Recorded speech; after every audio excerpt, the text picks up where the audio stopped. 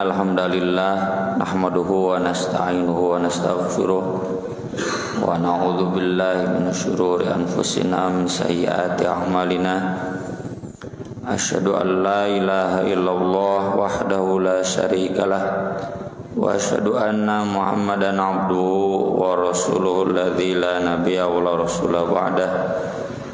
Sallallahu wasallam alaihi wa ala alihi wa sahbihi wa man tabi'ahum bi ihsan, amma ba'd.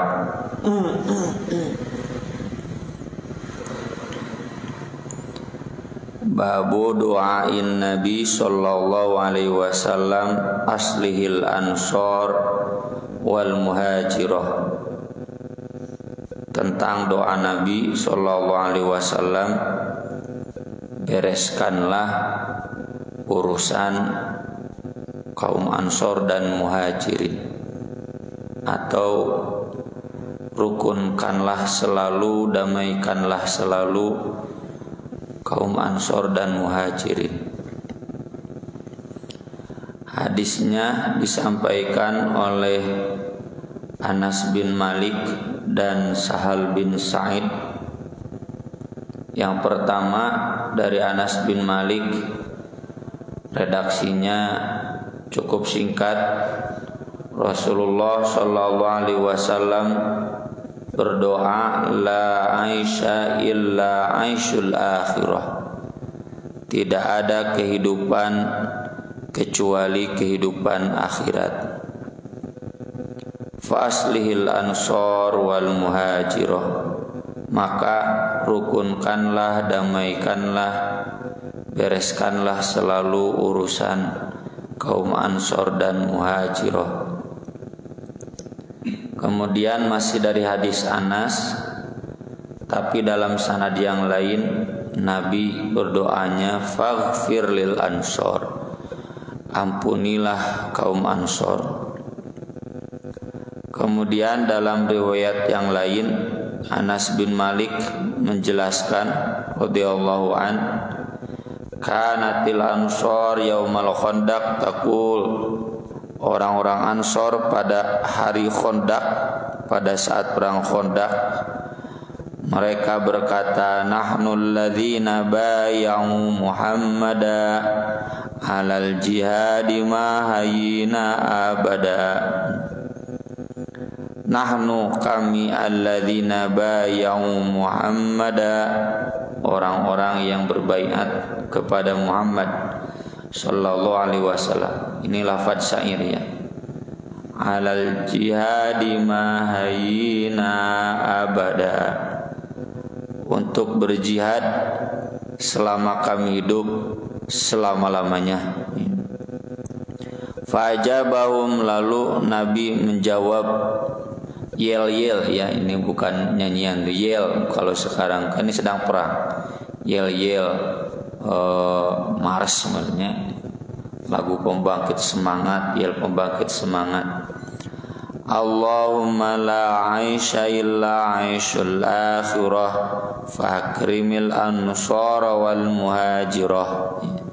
Ya Allah, tidak ada kehidupan kecuali kehidupan akhirat, maka muliakanlah kaum Ansor dan Muhajirah.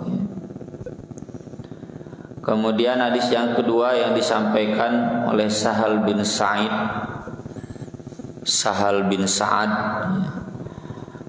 redaksinya kurang lebih sama. Ja'ana Rasulullah sallallahu alaihi wasallam. Rasulullah sallallahu alaihi wasallam datang kepada kami, wa nahnu nahfirul khandaq.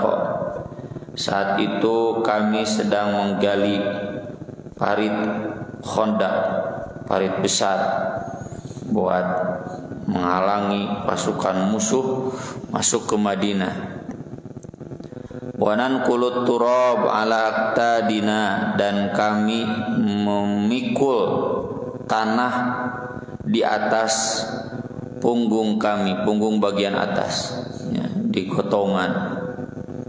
Faqala Rasulullah sallallahu alaihi wasallam, Rasulullah sallallahu alaihi wasallam lalu bersabda, Allahumma la aisha illa aishul akhirah.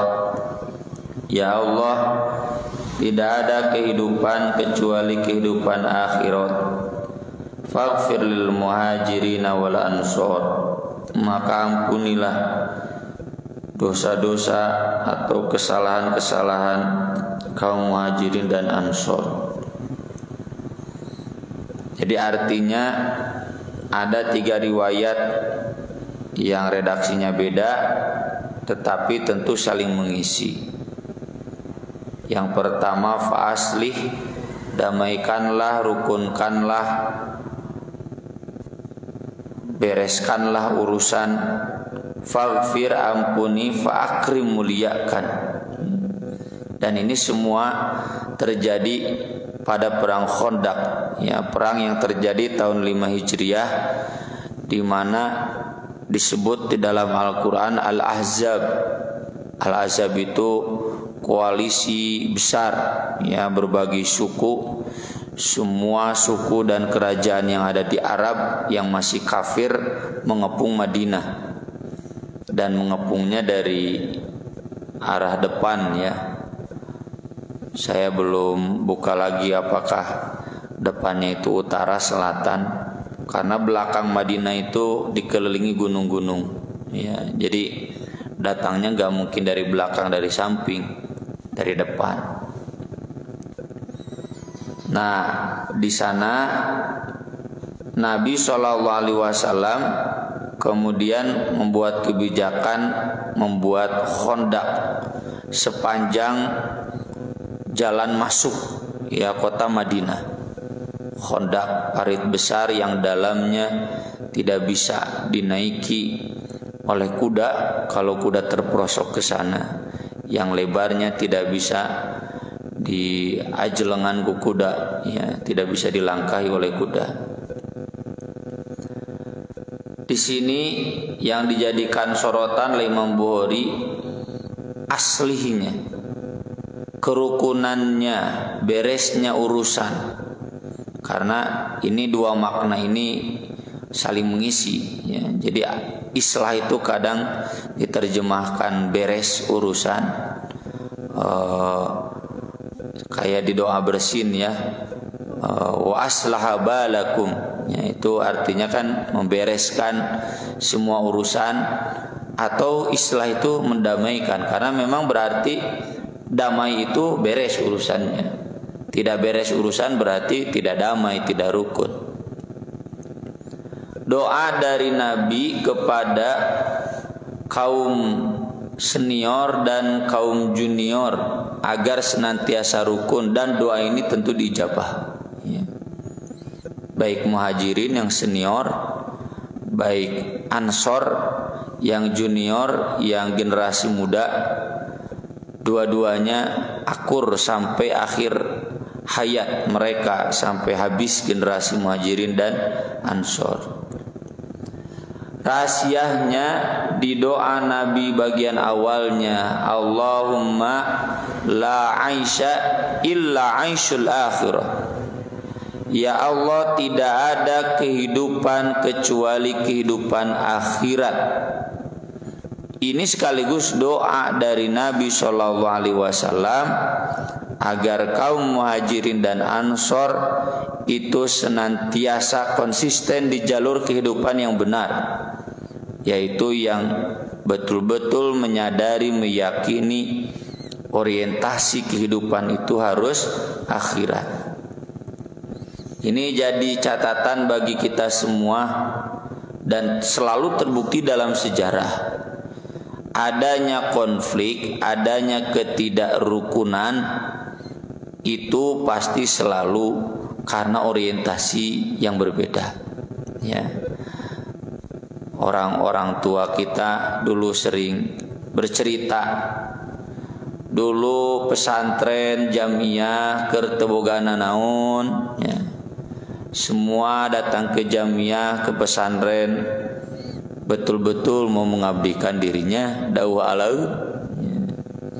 Tapi kemudian ayeuna geus loba tunjangan ti ditu ti dieu, wah santunan ti ditu ti dieu. Nah, cenah jadi asal loba masalah. Ini yang sering saya bahasakan, hati-hati ya. Jangan sampai beda pendapatan. Kalau beda pendapat mah di zaman dulu lagi beda pendapat ya. Abu Bakar jeung Umar itu pernah akur pendapat, tapi kan saling menghargai. Tapi kalau sudah karena beda pendapatan, wah ini bahaya ya. Karena orientasinya karena pendapatan. Ketika kaum muslimin orientasinya pendapatan, maka yang dipikirnya mana bagian saya, mana bagian saya. Bukan apa yang sudah saya baktikan, apa yang sudah saya berikan. Ya, kalau bahasa Kiai Ahmad Dahlan mah, hidupilah Muhammadiyah, jangan mencari hidup dari Muhammadiyah. Gitu kan, itu jadikan poster-poster besar di mobil, di sekolah. Karena memang Muhammadiyah ormas yang paling kaya sedunia, yang nggak ada yang menandingi Muhammadiyah. Asetnya paling banyak, kampus perguruan tinggi lagi puluhan. Ya. Itu aset, ya, aset Muhammadiyah, aset Jamiah. Jadi ketika orientasi berubah dari akhirat ke dunia itu pasti jadi konflik. Ya. Bukan karena perbedaan logika, tapi perbedaan logistik. Ya. Dan itu terjadi di mana-mana, ya, bukan hanya di kita, di umat Islam secara umum.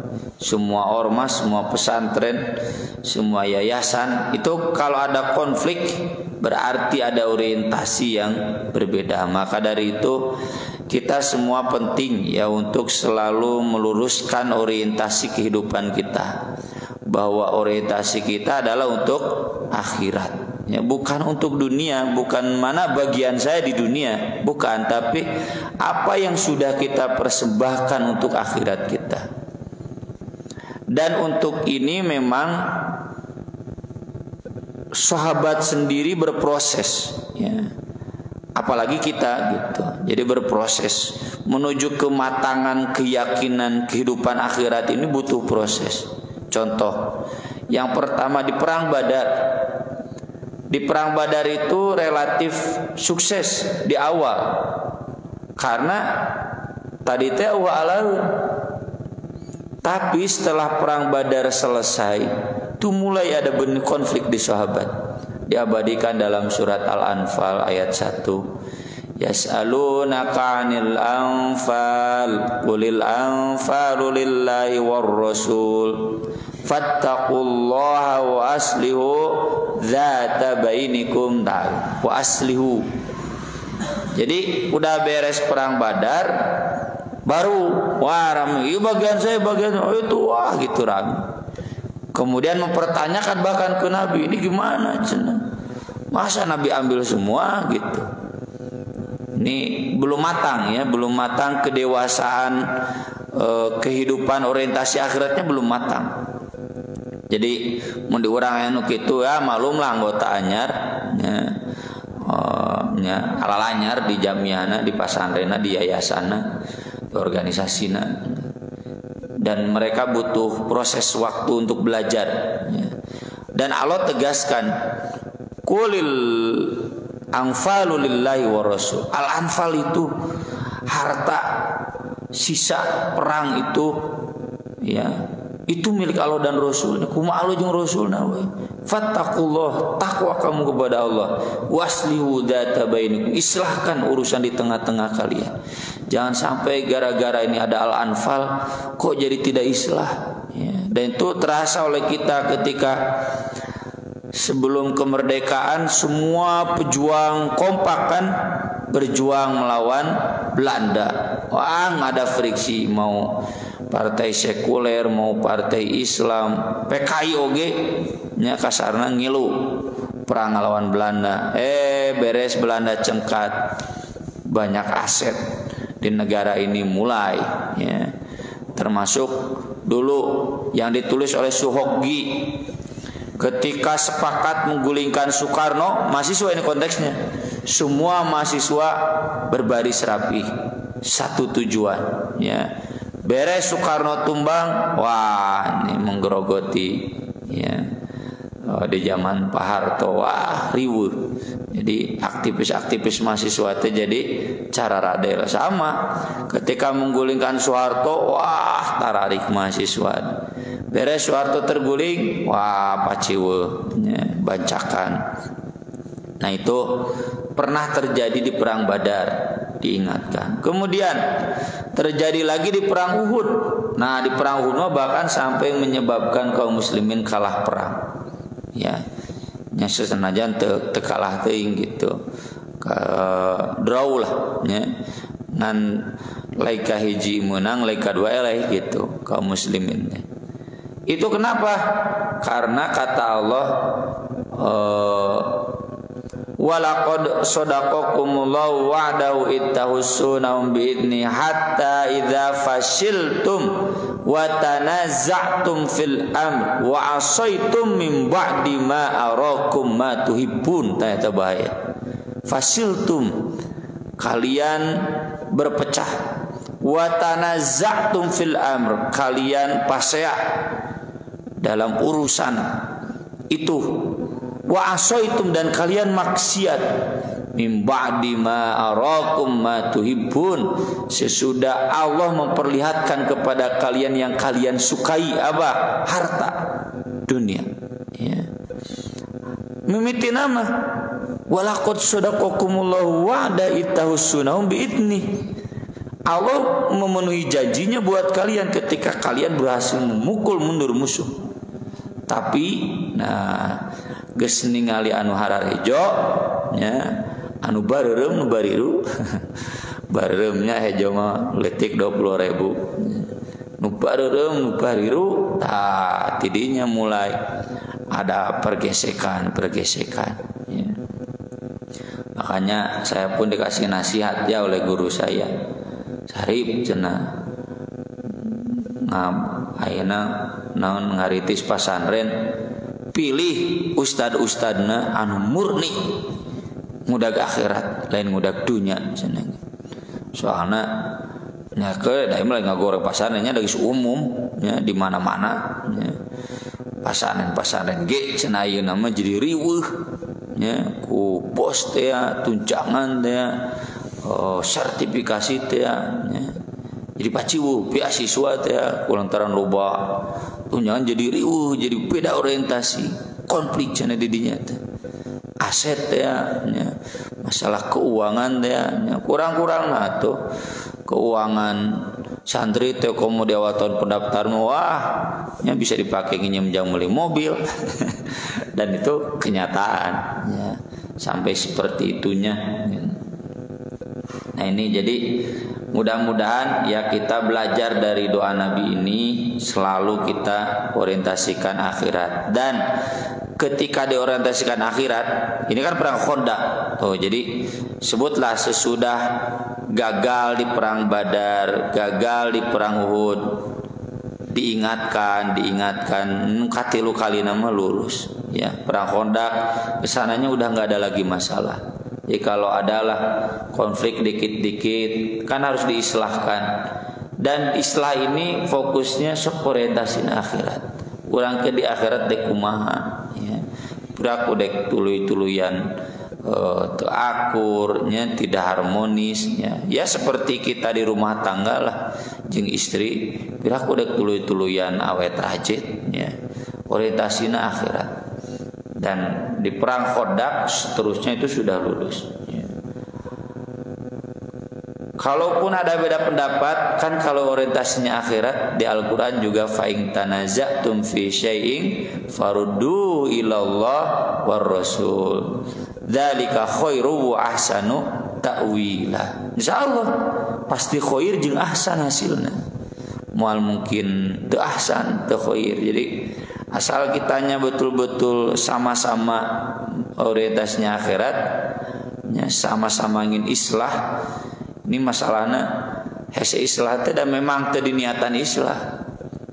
Kudu kumaha saya we, saya kudu kieu, manehna kudu ngelehan ka urang, nah gitu hese atuh gitu. Nah, kalau orientasi akhirat kan udahlah kita korbankan hak kita, yang penting beres.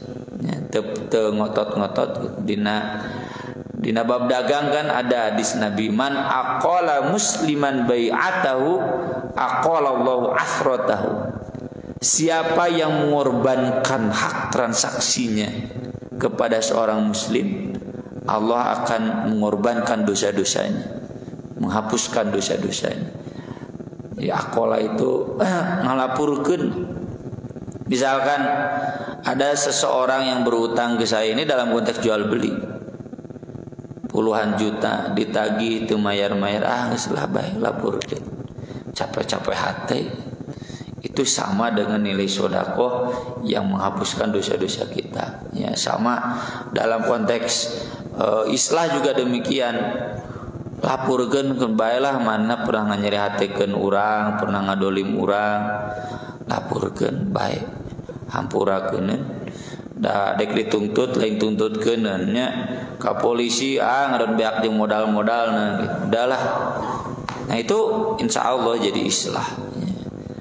Meski tentu cenangeun teuing dilapurkeun, nanti dia semakin dolim. Nah, kalau tambah dolim peringatkan lagi, begitu kan? Ya, tambah dolim ingatkan lagi, hukum lagi. Ya. Kemudian yang kedua, di sini terlihat peran Nabi Shallallahu Alaihi Wasallam yang juga ikut terjun. Jadi kalau bahasa kita tidak elitis lah, Nabi itu populis, merakyat, betul-betul. Jadi lamun aya kerja bakti teh tunyak-tunyuk kungkul Nabi ngilu bareng, ya dia tentu tunyak-tunjuk begitu, tapi juga ikut terjun.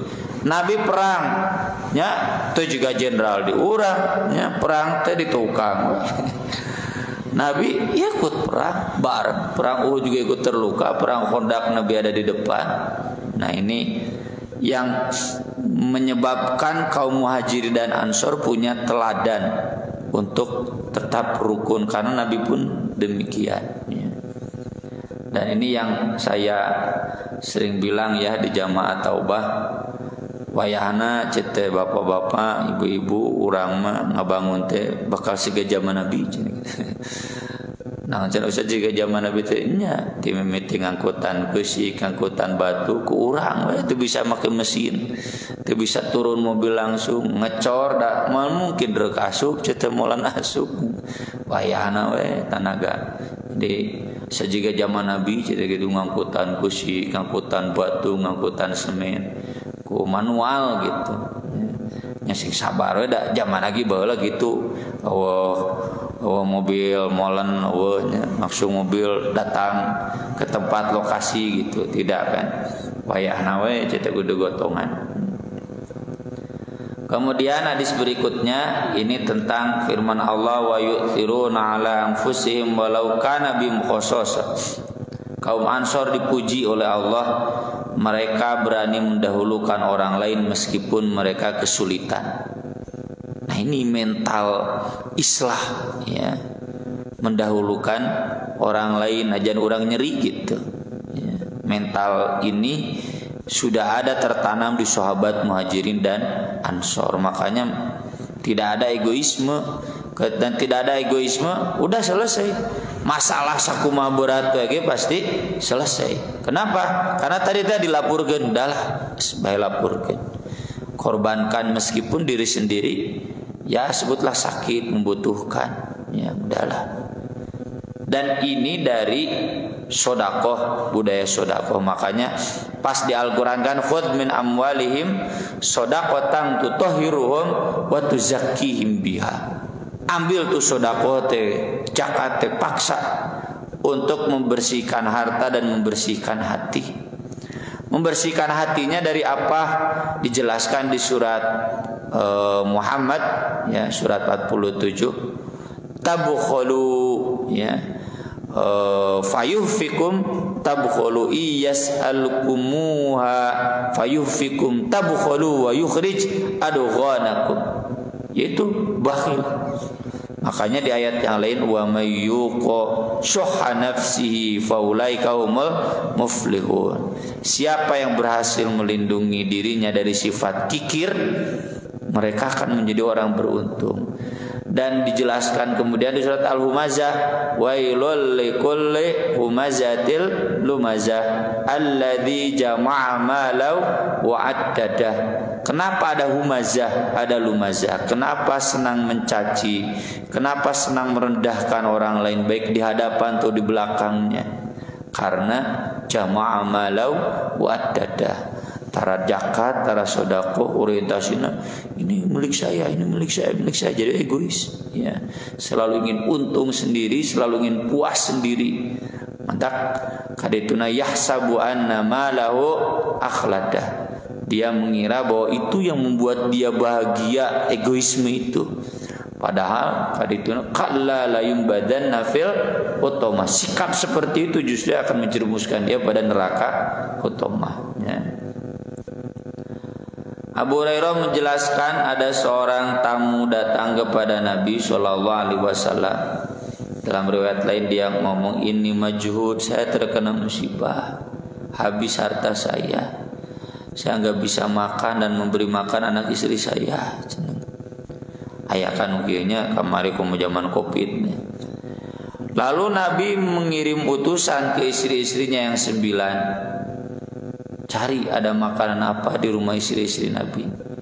Lalu semua istri Nabi mengatakan ma'ana ilal ma. Kebetulan ini karena waktunya waktu malam, nggak ada kecuali air. Ibnu Hajar di sini memberikan catatan ini pastinya di masa-masa awal sebelum Fatu Makkah atau sebelum Khaybar. Mulai kaya itu sejak Khaybar ditaklukkan, nah mulai kaum muslimin kaya.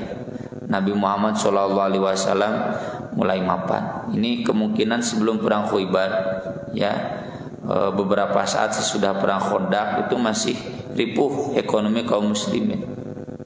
Nggak ada cina kecuali air.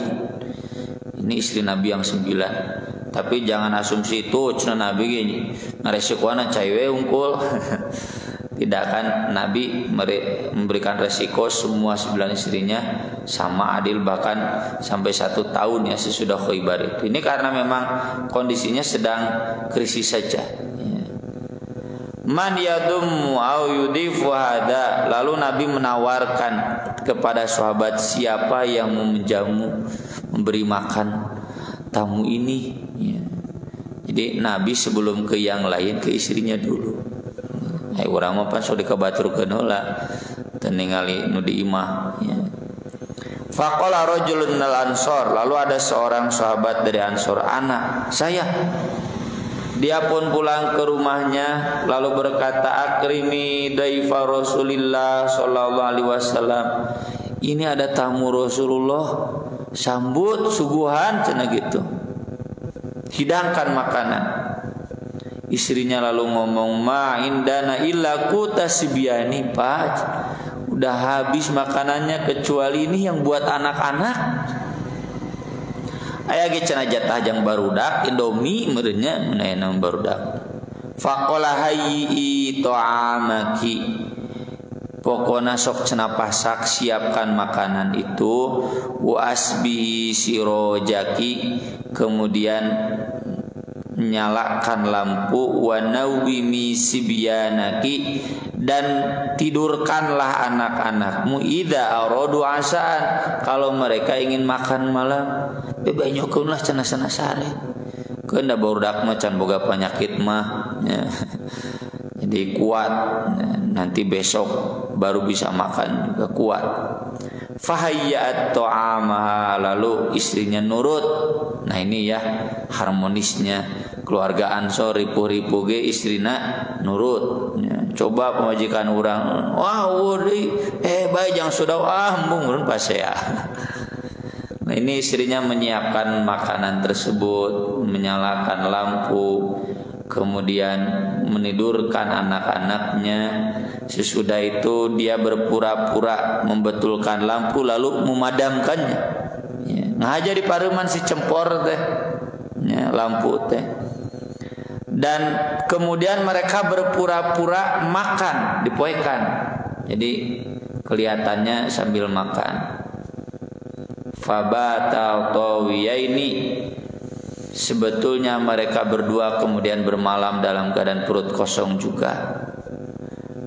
Perut para sahabat mah barokah kene nya, can boga penyakit mah ada urang mah geus teu barokah, boga penyakit mah kan Itu di hadis yang sudah kita pernah bahas ya, Kitabur Riqaq. Jadi ciri barokah itu Nabi mencontohkan tidak berkah itu orang yang makan kewareg-wareg. Kata para ulama kan albatun teh kalau sekarang yang punya penyakit mah sok nu geuring mah geus dahar sajam nyeri deui ku deusian terus capek ya. Ya teu nuduh salah nuduh abdi ya, makanya sering saum hampir tiap hari naon nya ngarah tenang gitu, karena ku saum mah teu karasa mah teh gitu, daripada enak teh saum kudu tuluy we apalagi kalau sedang kambuh. Falamma asbaha ghoda ila Rasulillah sallallahu alaihi wasallam, keesokan harinya bertemu lagi dengan Rasulullah sallallahu alaihi wasallam. Lalu Rasul bersabda, "Dhahikallahu al-lailah au ajiba min fa'alikuma." Allah takjub dengan perbuatan kalian berdua. Lalu Allah menurunkan ayat, "Wa yu'thiruna 'ala anfusihim walau kana bihim khassasah." Mereka mendahulukan orang lain dibanding diri mereka sendiri meskipun mereka membutuhkan. Wa may yuqashuha nafsihi faulaika humul muflihun. Siapa yang bisa melindungi dirinya dari sifat kikir, maka itulah mereka orang-orang yang berbahagia. Dan tentu ini tidak bertentangan dengan hadis lain. Ketika Nabi ditanya bagaimana sedekah yang terbaik itu, kata Nabi andhari ginan, yang lebih dari keperluan. Kenapa cenah ini mah perlu tapi sedekah? Di hadis yang lain kata Nabi kalau yang kita perlu jangan sedekahkan. Para ulama menjelaskan tergantung keimanan. Kalau kita masih belum kuat miskin, keur naon ayeuna kurban geus kurban nganyuk deui nginjem deui ka batur percuma. Ya, buat apa sekarang sedekah?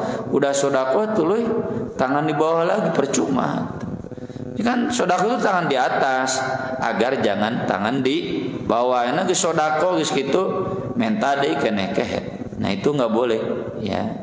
Tapi kalau bisa seperti ini silakan. Meskipun sedang butuh disedekahkan. Lalu buat dia gimana? Lah sabarlah sapeting ieu mah. Sabarlah sabulan ieu mah. Kayak bulan hareup aya deui misalkan. Silakan. Ya. Pilih mana yang sesuai dengan kemampuan. Sekian yang bisa kita bahas pada kesempatan subuh kali ini, mudah-mudahan bermanfaat. Kalau ada pertanyaan, mangga saya persilakan.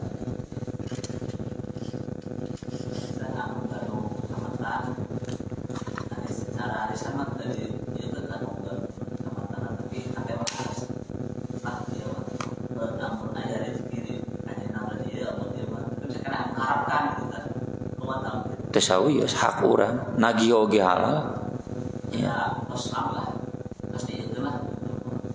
Ya seandainya ada mau diterima, kalau tidak ada dilaporkan ya nggak apa-apa, itu termasuk yang tadi aqalallahu bai'atahu ya. Sudah termasuk akol itu kan mengabaikan ya, abaikan tidak. Kalau dikedalkeun mah sedekah asli wa anta saddaqu khairul lakum ya. Samalah nya eta mah pengalaman semua yang dipinjami utang. Jadi kalau kemarin ada donatur yang datang ngobrol lama gitu, saya bilang Pak Haji teh uang itu daripada disimpan di bank mending diinjemkan ke bank tadi simpen nginjemkeun hakikat nama cetem mending diinjemkeun ya ke asatidah yang belum punya rumah agar mereka bisa nyicil rumah gitu. Ustaz cenah abdi teh atos tuh cenah nu palih ditu. Mun kudu dibejakeun mah bangkar cenah abdi teh. Cukup ku punten cenah. Duh cenah Pak Haji punten. Aya ku ngeunah cenah pikir-pikirna jadi teu produktif cenah mending kanu lain we cenah gitu. Jadi kangenahan cenah urang teh dibere santunan gitu, dibere lawang nu kangenahan jadi tangan dihandap cenah gitu. Mending puguh we cenah kapakir mesin butuh. Jadi memang begitu ya. Di kita nih nya nu beungharna jadi serba salah gitunya dek berehan teh. Makanya Nabi sendiri juga tidak, kemarin kan kita bahas ya, tidak langsung memberikan makanan ke kaum muhajirin ya. Muhajirin nggak mau, pinginnya beri modal gitu, diberi modal. Jadi lamun dibere disantuni gitu mau maju-maju ya. Harus ada mental mereka juga untuk hidup maju. Gitu mah susah gitu. Ada lagi mangga? Cekap nah, tur nuhun kana perhatosana. Insyaallah ke disambung dina hadis-hadis salajengna. Aku qouli hadza wa astaghfirullah li wa lakum subhanakallahumma bihamdik asyhadu an la ilaha illa anta astaghfiruka wa atubu ilaik. Wassalatu wassalamu ala Rasulillah. Wassalamualaikum warahmatullahi wabarakatuh.